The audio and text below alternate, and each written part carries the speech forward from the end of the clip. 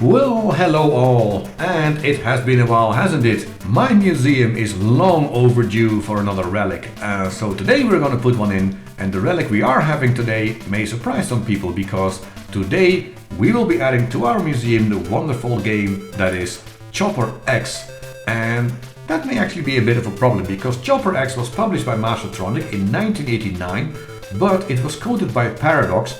And this game uses the exact same game engine they also used for Warzone in 1986. And Warzone is one of the games I named as an example of games that are just too good to enter the museum.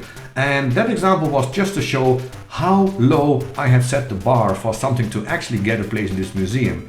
And surely, after more than 3 years, Paradox would have improved that game engine quite a lot. Or at least they would be able to use the engine's potential to the fullest, right?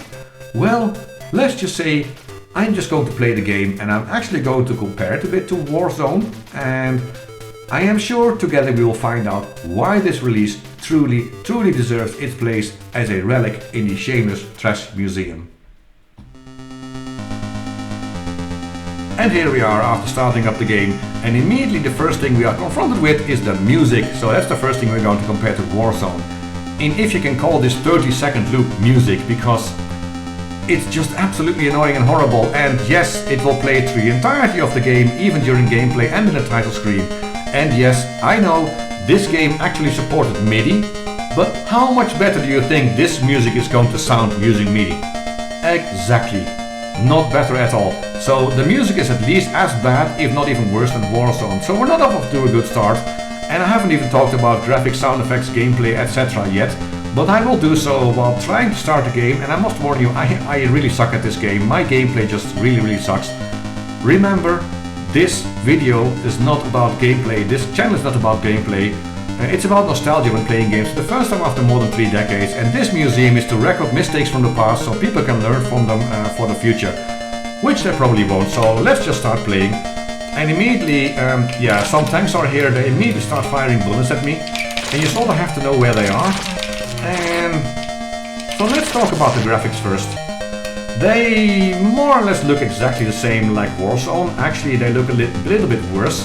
And they only not look familiar to Warzone. They actually reuse the helicopter sprite and its bullets from Warzone. I mean, I can at least fire more than one of them. But look at these colors. The graphics give you an insight in what this game really is. They look rushed. They really just look rushed. It's poor choice of colors. There's not many, I don't know, it doesn't look particularly nice. There's also not much variation in them, especially on the enemies. I'm only shooting at tanks for some reason. And I just ran into a bullet. And here we go.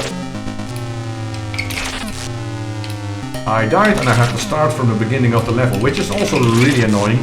We'll get to the gameplay first, but yeah, I find it really annoying. They just reused everything from the graphics from the game engine. There's no improvement at all. It's just because it's a rush job, it actually looks worse than Warzone. And the music just keeps playing, it's more and more annoying. And the next thing to talk about is actually sound effects.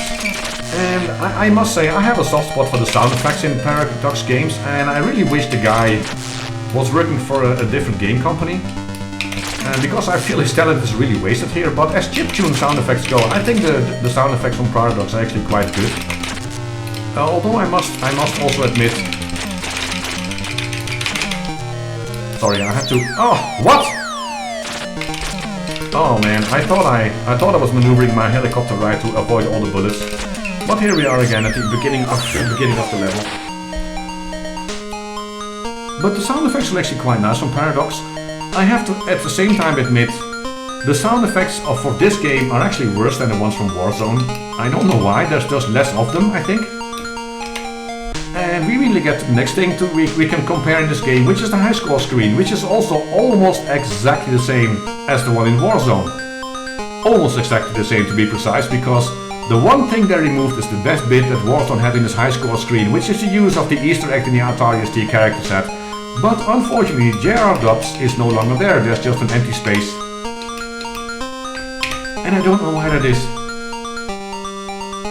And I also used the same horrifically ugly colors in the high score screen.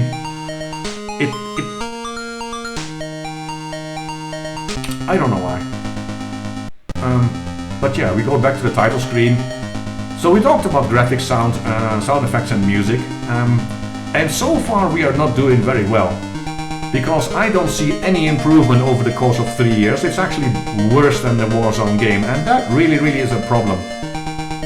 So I talked a bit about my gameplay capabilities, which is basically me admitting that I just really suck at this game, like I suck at almost every game after not playing them for 3 decades. But this gameplay of this game, the gameplay of this game feels like the graphics feel. It's just mostly feels empty. There's not much going on, and then suddenly there's some really unforgiving enemy that immediately fires at you at a rate where you think, wow, I wish my helicopter was moving a bit faster. So yeah, you just end up staying low in the screen and just spreading a lot of bullets over some area of the screen.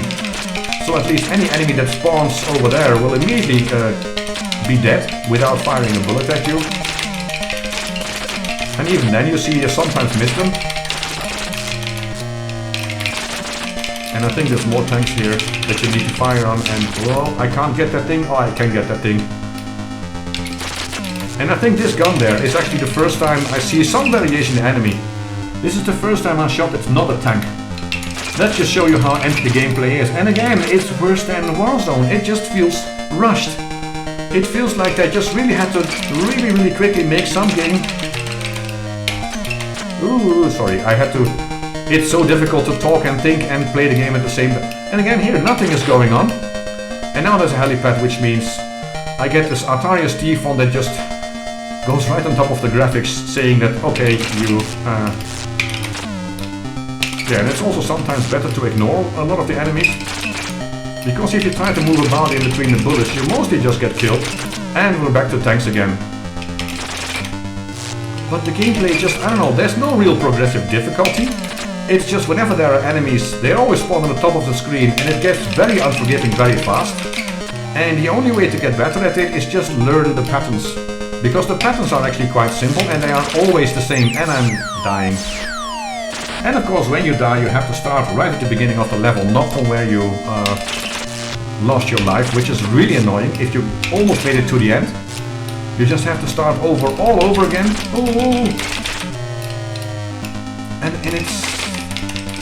it means this game will start off frustrating, and I guess if you take the time to learn the patterns, which I obviously haven't done, the game will just go to too easy, too fast. Which means you never really get in that sweet spot where you feel you are getting better at it, and at least I made it to level 2. Oh, and by the way, this high score music is exactly the same tune as they used in Warzone. I think it's just slightly slower. And this is the whole game. Oh, and it actually crashed. So it's also less stable than Warzone. Okay, so I decided to restart the game after the crash, the unfortunate crash, because I haven't finished commenting on it. Because yes, we looked at all the aspects of the game, and we looked at lots of stuff. But in itself, all the conclusions we've drawn, even if this game is worse than Warzone, it still probably wouldn't justify in itself why this game goes into the museum. And to answer that last question, why does it go into the museum, we actually have to answer the question, why oh why did this game get released in the first place by Mastertronic? Because why would someone release something in 1989 that can't even keep up with most of the stuff from 1986, even at that time already? Because this game, it feels rushed, it feels empty, there's absolutely no fun in playing it, and frankly it feels sort of unfinished. And after I game over, I will give a summary of why I think Mastertronic released this game, and then we will also find out why this truly deserves its place in the Shameless Stress Museum. And I just went into a bullet, and I have to start from the beginning again, which I find so annoying. I haven't used a bomb yet. Let's use a bomb when multiple tanks get in the screen. Yeah, you have a smart bomb, which you also had in Warzone. It was also the only one I had, so I probably wasted it, but yeah. To be fair, playing this game, you are wasting a lot more than just the bombs. It's probably wasting your life. But let's not make this video even sadder than the game itself. I actually feel kind of happy knowing that this is the last time I will ever play this game, and I've gamed over, which I really like, because it means I can summarize and finally explain to you why this is such a bad game and why it goes in the trash machine. Because we were left with the question while I make the music a little bit softer. The question was, why did someone release this game? Why would Mastertronic release this with this quality in 1989? And to summarize it, it's really easy. They released it because Mastertronic wanted to make money. And in the late 80s, helicopters were all the rage thanks to things like Blue Thunder and Airwolf. So Mastertronic made Paradox dust off their old game engine and then rushed this game into market as quick as possible, just so they could make some quick bucks with the absolute lowest amount of effort. And with that, not only were they ruining Paradox's name, but they also ruined the video game market even more than it already was. And if that isn't shameless trash, I don't know what is. This game should never have been released in this way, and I hate Mastertronic for them. Guys, you absolutely suck. And with that, I would like to thank you for watching.